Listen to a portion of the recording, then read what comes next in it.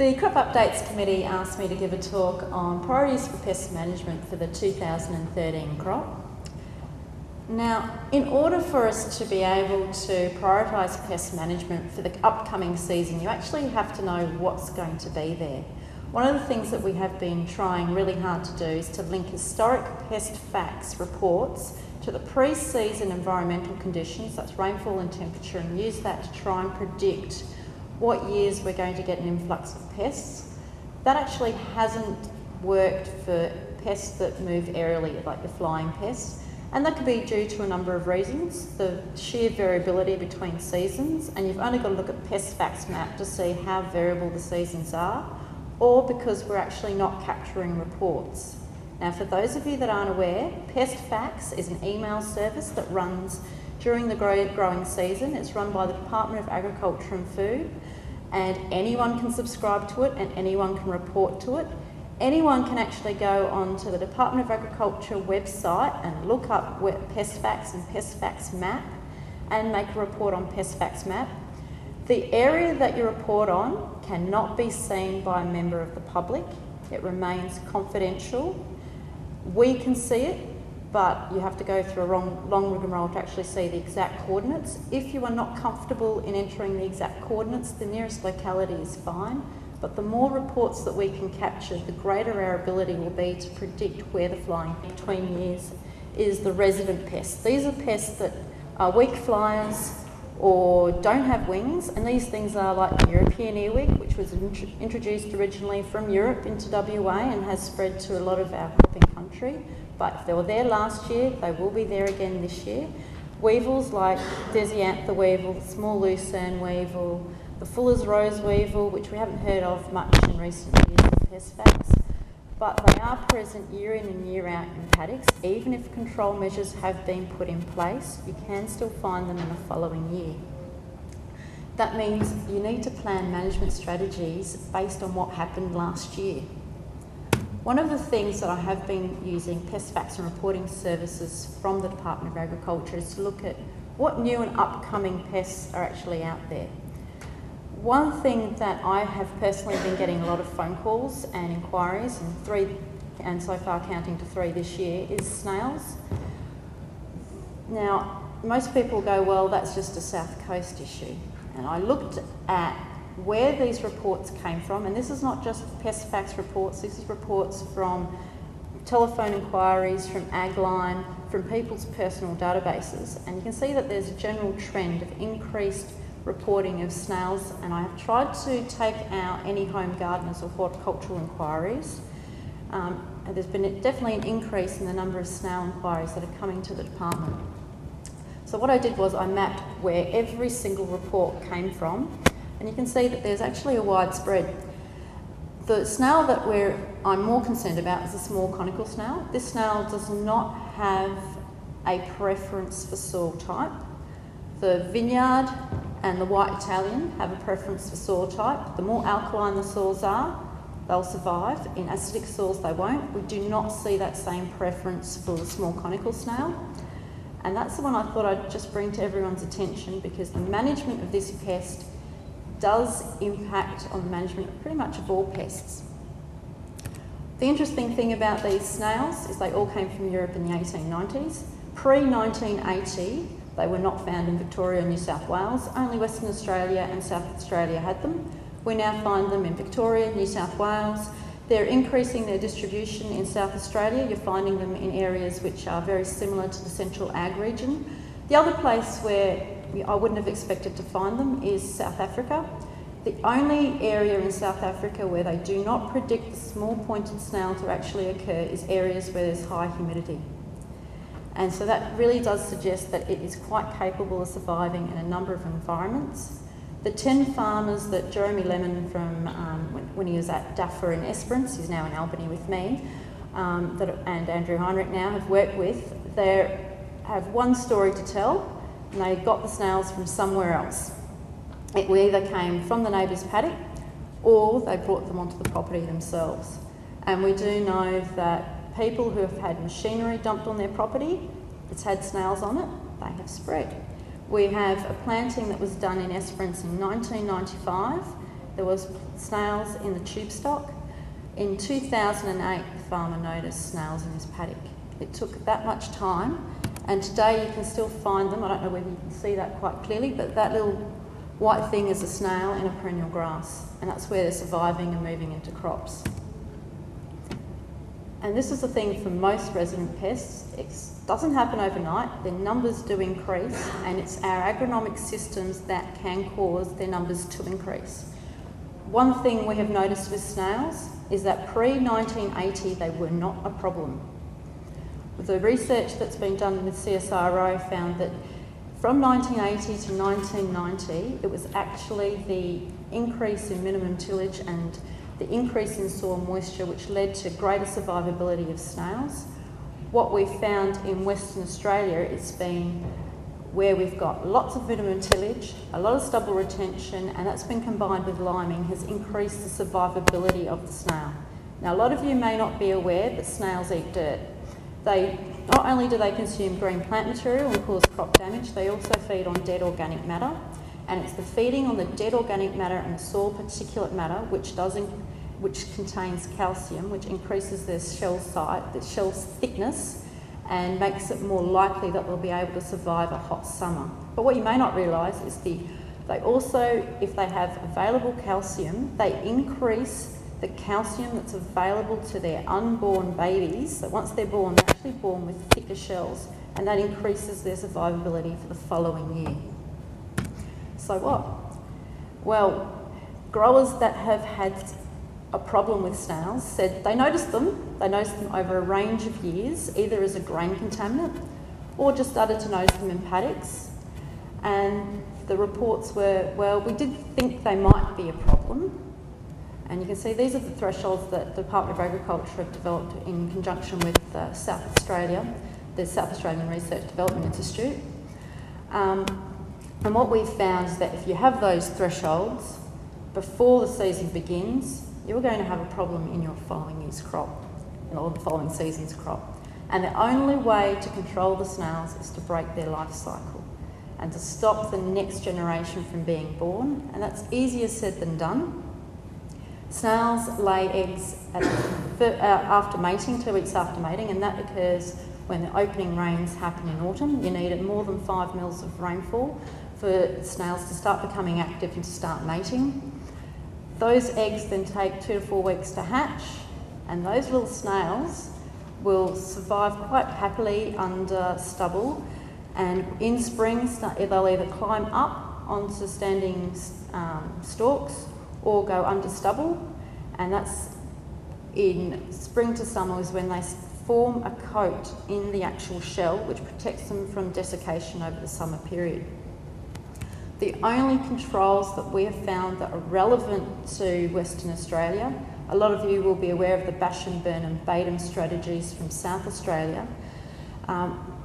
They have very different soil types over there. One of the two main ones that we've been able to find that are effective in Western Australia is to manage stubbles and decrease weeds. Decreasing the weeds does not kill the snails. What it does, it decreases the areas where they'll breed, because they will not breed in areas where there's no vegetation. Decreasing the stubble can eradicate the snail population. You can get 99% control by a good hot burn, but that is not appropriate for some soil types, and many growers have wanted to bait. The problem is they need to bait before the eggs are laid, and that's meant that a grower that's seeding has to stop and bait that paddock. A lot of times with the growers that we've been dealing with, they've missed the boat and not been able to do it in time, and that's meant that there's been a following generation of snails and they've had to bait in crop. A lot of the growers said to me, the baits that we're applying aren't working. And so what we did was we did a trial where we put a equivalent of 5 kilograms per hectare of baits on a planting ratio of 5 kilograms per hectare and put 30 snails in. So it was about 5 snails per tote box and about 3 baiting points. More than 5 baiting points. But what we actually found was that bait type didn't matter. They all did the same. They all caused the same mortality. And the criticism was that we'd had baits and plants so that there was a choice. The snails had a choice of what food to eat. The interesting thing that you may not be aware of is that some snails have olfactory senses, so they can actually smell. So your normal garden snail can smell baits and was actually attracted to them. The small pointed snail and the white Italian snail do not have olfactory senses. They are not attracted to baits. So that makes their case a little bit more difficult to control. This is a trial that was actually done by Stuart Learmonth in Manjimup. What he did was he had no food choice. The snails were placed into a container with moist paper towel and given bait. The white Italian snail, we got control. We didn't get control of the small pointed snail or the small conical snail. What we did was scratched our heads and had a really good look at what the cohort was of the snails that he used. So he used snails that were all the same size, but they were all immature snails, and which does suggest that maybe immature snails are not attracted to baits, and that does mean it's very difficult to kill the following generation of snails. I haven't mentioned how well baits can protect a crop. We did a field trial on a farmer's property who had in excess of 200 snails per square metre.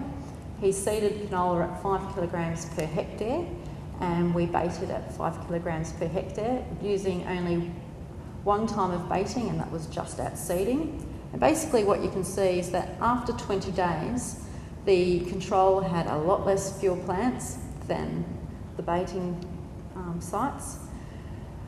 That particular farmer in his other paddocks did get a good yield. However, one thing that the grower groups in the Albany region, the grower groups in the Esperance region have all highlighted is that they don't like the cost of baiting. They find that can be excessive, and they all just wanted to put a spray down. We did trial a spray in this trial as well, but the spray could not be differentiated from the control. What we trialled was a copper spray, which is used in horticulture. Most people think that copper acts as a repellent. It doesn't. And this is quite interesting because the foot of the snail absorbs copper and it bioaccumulates and causes organ failure. So our thought was that if you have small little snails that only need a little bit of copper to bioaccumulate to kill them, we found that actually didn't work, and whether it was because there was a 6-tonne cereal crop the year before and there was a lot of stubble on the ground, that may have affected the efficacy of the spray. But ultimately what this highlights for this pest is that there is not one solution. The agronomic situations that are in place led to its increase in number. And for those of you that are saying, well, look, my clients don't have snails, it could be that they do and they just haven't seen them, or that they're present there in small numbers and it's going to take a few years for them to build up. But if you can be aware that they're there, and that's the same with all resident pests, if you can monitor to say, look, they're present, then you can have some management practices that you can put in place to actually control them. One thing that Pestfax has been quite good at is looking at different trends. And one of the trends in the last few years has been an increase in the number of reports of multiple spray failures for green peach aphid, diamondback moth, predominantly to synthetic pyrethroids, SP sprays, and organophosphates, OP sprays. This in itself is interesting because we've known from horticulture that green peach aphid and diamondback moth are resistant to many chemicals. We have been able to get what we considered to be good control in broadacre situations up until the last few years, and we're seeing more and more reports of resistance in these pests. Now, the Department of Agriculture is coordinating. Before I go on, you will notice that I have deliberately left out red-legged earth mites, and that's because the Department of Agriculture and Food has been doing a lot of surveillance for red-legged earth mites, and that does skew the reports in Pestfax because we've been actively monitoring and looking. But what we are doing this year is we are coordinating green peach aphid and diamondback moth testing for resistance. Now you need to be aware it is not available in season, so you will not know in a timely manner whether or not the Diamondback moth or green peach aphid you're spraying actually is resistant or not, and that's because the resistance tests are done on the F1 generation, the following generation. We are looking at getting a more timely methodology together, but that's not there yet. But we will be testing red-legged earth mite resistance, and that's available in-house straight away. But I do urge you, if you do have any resistance issues, please contact the Department of Agriculture. Now, I'm sure you're all wanting to know what is the situation with red-legged earth mites in the state. Western Australia is still the only state in all of Australia where we have red-legged earth mites that are resistant to synthetic pyrethroids. To date, we've got 25 properties and 1 in the Central Ag region. So it does show that farming practices of continually spraying SPs, whether or not you do have another chemical in that mix or not, hasn't stopped resistance. We're still noticing that farmers that, even though they're rotating chemicals, we're still finding resistant mites. And that comes down to how is it being managed. Now, this is a randomly chosen property from Google Map. It has not been tested for resistance, it's just been randomly chosen. It has the management practices that 5 properties have put in place to try and eradicate resistant red-legged earth mites from the property. And I apologise to anyone here with red-green colour blindness, but what we have found in all the properties which we've looked at, where we've gone back consecutive years since the resistance was found, we've found that if the neighbour was aware and there's an adjoining boundary fence, the boundary fences remained weed-free, and we could not find harbours of resistant mites in those weed-free fence lines. But where we did find harbourages of resistance is in weeds that are adjacent to native vegetation. And that's regardless of whether the grower has sprayed an OP spray there, because the issue is they haven't been able to control the weeds. Year in, year out, we do find the red-legged earth mites harbouring there, and they are resistant. However, crop damage has only occurred if the grower didn't manage the crop effectively. That means not having done a good break, as in a weed-free break between the native vegetation and the crop, that was at least 1 metre, or implemented a control measure prior to or at crop germination. But the interesting thing is, crops in which they had contour banks, and these contour banks were weedy and the weeds were not controlled, and the crop happened to be a pasture, the red-legged earth mites were found within 50 metres of the contour banks. Resistant red-legged earth mites were found within 50 metres of those contour banks. Now you'll be saying, well, so what? In other species, what we've seen is that resistance individuals get swamped by susceptible individuals. Because you've got to remember, we're only testing 100 mites. And the fact that out of 100 mites we're still finding 1 or 2 that are resistant suggests that the resistant population is actually moving in the pasture phase. And there is the theory that they could move from those harbourages to other areas. The other thing that all of these properties that do have resistance have in common is that they can only spray OP sprays, organophosphate sprays, and that's the one thing that we are seeing an increase in resistance for green peach aphid and diamondback moth. And up about 10 years ago, no one thought we'd see SP resistant in red-legged earth mites. It's only going to be a matter of time. So what I urge is, if you don't need to spray, you have to spray, rotate, but use other methods other than chemical control. So if you're out there out and about, please report to Pestfax, because the more reports we get in, the stronger our predictions can be for the following year. Bear in mind that you need to have a farming systems approach to managing pests, because what you do in 1 year can actually lead to an increase in pest populations and pest problems. And if you do suspect resistance, please contact the Department of Agriculture, because we can organise testing. So if there's any questions. You say monitor for snails, and obviously at this point in time, key interest is the small conical snail. And the difficulty is actually getting people to go and have a look and know what to look for. So do you have any recommendations of more reliable ways of actually monitoring for small conical snails, or is it just the random luck of finding a population somewhere along the line? Not random luck. Most of the growers that I've worked with noticed snails in grain. Like the grain, they actually noticed them in there and went, ooh, are they a problem? Well, they haven't caused any crop damage. Or they actually noticed them as they walked in the paddock. To get to the point where you have extremely high numbers, I really don't know how they didn't see them, Andrew. Even though the snails can burrow underground about 5 centimetres, you can still find them under stubble. They're very, very obvious.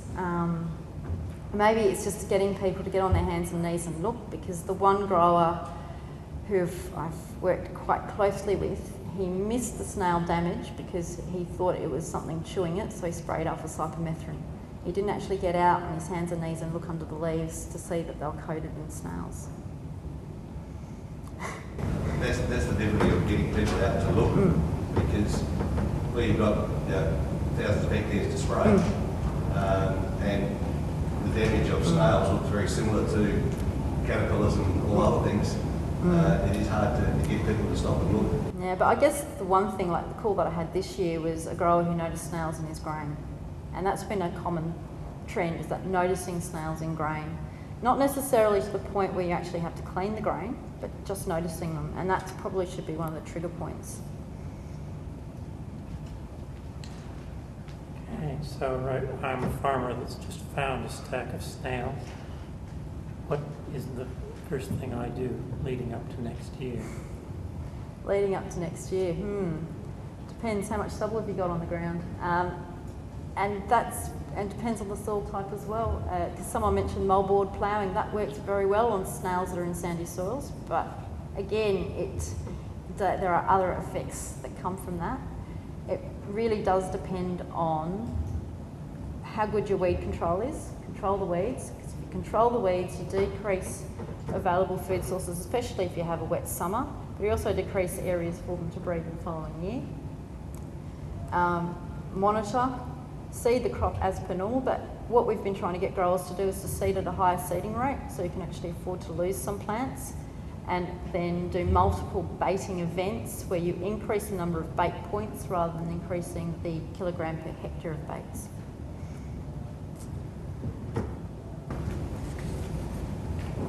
Do it back in DAFWA. How effective is a one-off burn?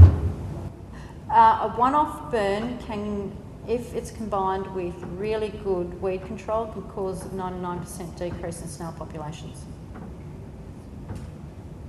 So it can work it works quite extensively. The issue is what your soil type is, because as it's been pointed out a number of times, the lack of stubble on the soil surface does mean that the paddock is prone to wind erosion. And also, as we've seen in one of our paddocks where that was done, and then we had a heavy rain event, which did wash most of the soil away. Yes, no, they survived the rain. They can swim. Down the back? You mentioned earlier that they do burrow. They do a hot burn. At what point do they pop out of the ground to be affected by the burn? A hot, slow burn. So it does work. Even though they do burrow, it's a hot, slow burn will actually kill them off.